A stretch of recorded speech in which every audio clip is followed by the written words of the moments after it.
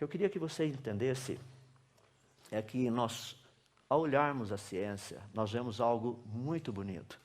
A fuga dessas pessoas que não querem aceitar o criacionismo não é uma questão científica. Ouçam o que eu vou lhe dizer. Não é uma questão de falta de evidência científica. O problema deles é mais profundo. É uma questão moral. É uma questão ética. É uma questão espiritual. Dr. Henry Margneau foi professor da Universidade de Yale por muitos anos. Ele era cristão muito conhecido, as palestras que ele fazia, como ele trabalhava. Ele disse o seguinte a respeito dessa questão. Ele disse, no caso de Deus, ao dar a ele, ou seja, ao ser humano, uma identidade, um corpo, incluindo um cérebro, e ao criar as leis da natureza, as quais aplicam-se ao homem, as quais podem ser compreendidas e interpretadas pelo homem, Deus nos dotou com livre-arbítrio e, portanto, com responsabilidade pessoal. Nós não somos máquinas.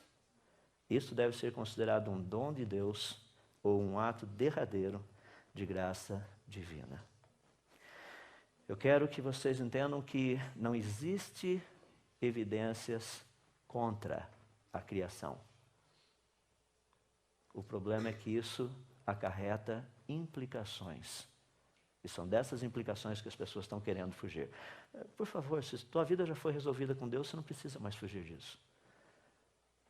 Já foi resolvido. Talvez o teu professor de física, de química, de biologia, sei lá o quê, ainda não tem esse problema resolvido. Ele vai querer substituir a verdade por alguma outra coisa. É comum isso. Agora, deixa-me dar um passo um pouquinho além dentro da ciência. Estamos caminhando para a reta final para pensarmos a respeito dessa centralidade de Cristo, o que isso tudo tem a ver com a nossa vida, afinal de contas.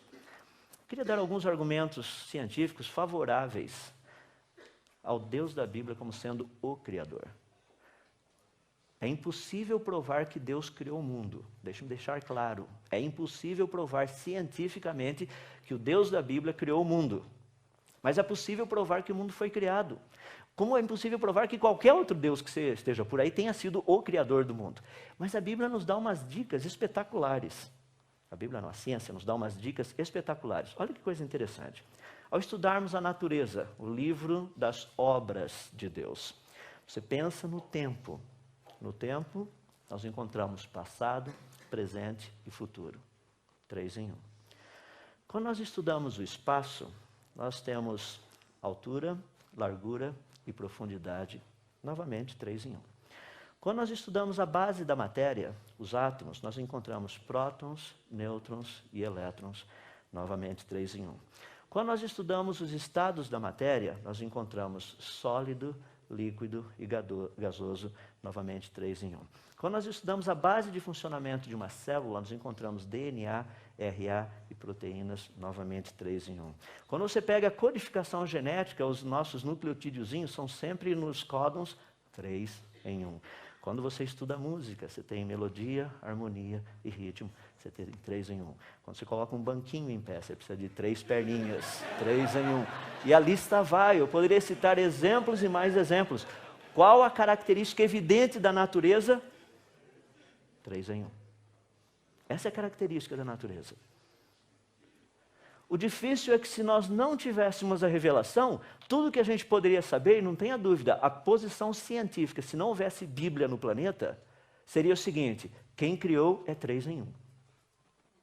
Essa é a evidência científica, 3 em 1. O mundo é 3 em 1.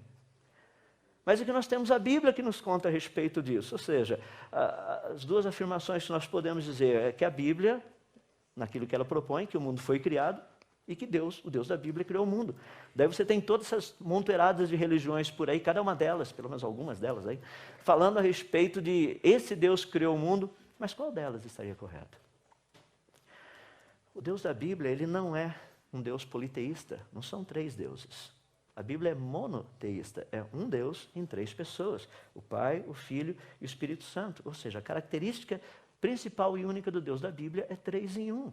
Não é difícil nós estudarmos a natureza e chegarmos a qual conclusão? O Deus da Bíblia é o Criador. Ele é o Criador. Agora, eu queria poder fechar dando a vocês a razão do porquê tudo isso é importante. Nós somos bombardeados com isso. Eu fui bombardeado com isso durante toda a minha vida. Continuo sendo bombardeado, inclusive agora sendo criacionista, muito mais ainda. As pessoas falam, mas como é que pode? Não é possível. Pleno século XXI sendo criacionista. Eu viro para eles, mas como é que pode? Não é possível. Pleno século XXI sendo evolucionista. As pessoas falam, mas vocês criacionistas são um grupinho. Vocês acreditam? Olha só, olha a quantidade de evolucionistas. Vocês acham que vocês estão certos? Meu argumento é reto e direto. Falo, olha, me desculpe, mas ciência não se ganha, não se prova sendo verdadeiro ou falso pelo número de adeptos. A gente vai para o laboratório, quer ir? Vamos lá, vamos fazer os testes. Por exemplo, você pega teu invertebrado, a gente vai sentar e ver o teu invertebrado virar no vertebrado. Fala, isso daí demora milhões de anos. Não, o tempo não faz isso, estou esperando os processos naturais. Me diz quais processos naturais. Não, vão ser pequenas variações. É mesmo? Como é que funciona aquele sistema de autocorreção que tem no DNA? Quer tentar mais alguma coisa? Não, é seleção natural. Ótimo, a seleção natural sempre escolhe o funcional, certo? Sim. Aquele está melhor adaptado? Sim, o original. Quer tentar mais alguma coisa? Mas como é que você não aceita a evolução? Estou esperando uma evidência. Olha ao seu redor. Estou olhando, cadê? Eu não estou vendo nada de uma coisa virando em outra coisa, a não ser pequenas variações que já estavam previamente codificadas no material genético. Isso não é evolução. Não, mas você não consegue ver. Realmente, eu não consigo ver o que não existe, eu não consigo. Eu só consigo ver o que existe. Me dê as evidências, nós trabalhamos em cima. Então, nós precisamos entender que essa luta que nós passamos de ideias, nós precisamos colocar na nossa mente para funcionar. Porque quando nós entramos nas Escrituras, a Bíblia fala muito clara a respeito da autoria da criação. Primeiramente, se você estudar lá em Isaías, a ênfase que Deus dava no Velho Testamento, uma ênfase muito forte, ele dizia o seguinte, olha, eu sou o Criador, fui eu que fiz os céus e fiz a terra. Não são esses outros deuses aí, o Deus Tempo, por exemplo, dá bilhões de anos e tudo acontece, isso não existe. Porque o próprio tempo foi criado. Deus que é eterno, Ele criou algo para mostrar a eternidade dEle. Esse negócio que Ele criou se chama tempo. O tempo foi criado. Deus é eterno. Como você traduz eterno dentro de um outro contexto? Você cria o tempo. Daí tem pessoas que ficam perguntando, quando que Deus criou? Quando que Deus surgiu? Deus é eterno, é o tempo que foi criado. O tempo é algo que Deus criou para que nós pudéssemos ter uma percepção, uma noção do que significa ser eterno. Ah, mas o eterno é um tempo sem limite. Você está colocando um linguajar nosso, mas isso daí define um negocinho pequenininho de um negócio que é grandão. Não, mas é assim que funciona. Deus é luz, é por isso que Ele criou radiação eletromagnética. Ah, Deus é a radiação eletromagnética? Não, Ele criou um negócio para a gente entender o que Ele é. Elas foram trazidas à existência porque o Senhor quer. E dessas três pessoas da Trindade, o que me fascina é o próprio Senhor Jesus, porque foi dito, no princípio era aquele que é a palavra, que é o verbo. Ele estava com Deus, ele era Deus, ele é Deus. Ele estava com Deus no princípio. Todas as coisas foram feitas por intermédio dele. Dele quem? O verbo, o Senhor Jesus. Eu fico impressionado. Ele diz, sem ele, nada do que existe teria sido feito. Ele é o Criador de todas as coisas. Eu fico imaginando, rapaz, o que foi dito ontem à noite, era para ter todo lugar por aí, aqueles outdoors gigantescos, falando a respeito de Jesus, Jesus, Jesus, Jesus, mas as igrejas acham que não vale a pena investir nisso. Eles acham que isso é propaganda enganosa. Dizer que Jesus é o dono de todas as coisas é propaganda enganosa. Tá bom, então vamos dizer que nós somos frutos da evolução, que legal.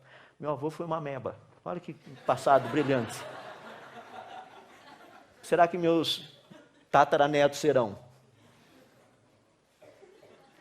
Se você quer seguir o raciocínio é simples, tá? Jardim do Éden, a serpente disse para Eva o quê? Se vocês comerem desse fruto, vocês serão iguais a... Eles já eram.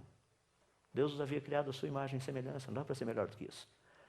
Aí teoria da evolução, não, você era aquela, sei lá, uma ameba da vida, foi evoluindo, evoluindo, evoluindo, você vai continuar evoluindo, nós não chegamos lá, nós vamos evoluir, evoluir até chegar a sermos o quê? Fascinante. A mesma mentira lá do Jardim do Éden, agora com capinha científica. A ideia é a mesma, não mudou. Não comprem essa ideia. Porque Jesus é o Criador, Ele trouxe à existência todas as coisas. Nós vemos isso em João, nós vemos isso também em Colossenses. Nos é dito que Ele é a imagem do Deus invisível, o primogênito de toda a criação, pois nele foram criadas todas as coisas no céu, na terra, visíveis e invisíveis, sejam tronos, sejam soberanias, poderes e autoridades, todas as coisas foram criadas por Ele e para Ele. Ele é antes de todas as coisas, nele tudo subsiste. Meus irmãos, eu não sei porque as pessoas têm tanta dificuldade de chegar, falar a respeito do Senhor Jesus. Tem um amigo, não vou citar o nome, ele é bem conhecido, já falou em algumas conferências da Fiel, tanto aqui quanto fora também. Vamos falar o nome dele, vocês conhecem, Josafá Vasconcelos. Josafá, na época de universidade, ele tinha uma camiseta muito interessante, que as pessoas começavam a ridicularizar bastante, né? Principalmente em termos de cristianismo. Falavam assim, chegar lá na universidade, o pessoal, ó o bobo de Jesus ali, ó. Porque o cara falava de Jesus o tempo todo. Então ele fez uma camiseta decente, muito bonita, e dizia o seguinte: eu sou bobo de Jesus, e você é bobo de quem? De quem que você gostaria de ser bobo? Meus irmãos, aquele que fez todas as coisas nos convida a pensarmos com Ele, a raciocinarmos com Ele. Essa foi a razão. Nós vimos ontem à noite, terceiro ponto, quando fala a respeito dele, do Senhor Jesus, foi por meio dele que fez o universo. Agora, deixa-me falar e concluir falando sobre as implicações desse ensino. Porque isso é algo muito importante. Conhecermos que o Senhor Jesus é o Criador de todas as coisas. A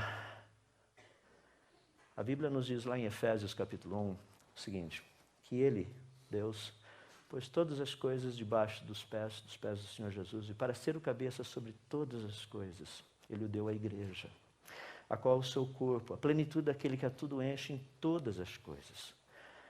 Efésios 3 fala o seguinte, que a intenção dessa graça, do que Deus está fazendo agora, era que, para mediante a igreja, a multiforme sabedoria de Deus se tornasse conhecida, os poderes, os principados, as potestades nas regiões celestiais, em todas essas áreas. Meus irmãos, Deus nos deu um propósito. Há uns anos atrás eu estava lendo um livro muito interessante, já faz mais de 20 anos. O título do livro é O Grande Desastre Evangélico, escrito pelo Dr. Francis Schaeffer. Dá uma olhadinha na igrejinha, na capa desse livro. A igrejinha bonitinha e todo o resto detonado. Sabe por que disso? Porque a igreja foi chamada pelo Senhor Deus para influenciar a ciência, a filosofia, a arte, a educação, a economia, entretenimento, indústria, segurança, tecnologia. A igreja foi chamada para entrar em todas essas áreas. É que nós vivemos só de domingo. Não dá para fazer essas coisas no domingo de manhã na escola dominical, nem no domingo à noite no culto. A gente tem que fazer isso durante a semana. E é isso que eu gostaria de convidá-los.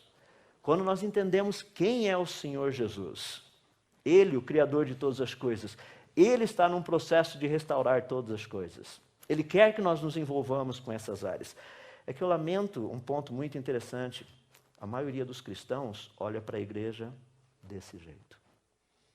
Eu gostaria de mostrar uma imagem real do que é a igreja. Essa é a igreja. Você fala, você está brincando. Não, não estou brincando. Olha o que Jesus disse, de uma forma muito simples e muito prática, a razão do porquê ela existe. Jesus falando, eu te digo que você é Pedro, Mateus 16, e sobre esta pedra edificarei a minha igreja, e as portas do inferno, quais portas? Mídia, educação, cultura, política, arte, música, dê o nome que você quiser. As portas do inferno não prevalecerão contra a minha igreja.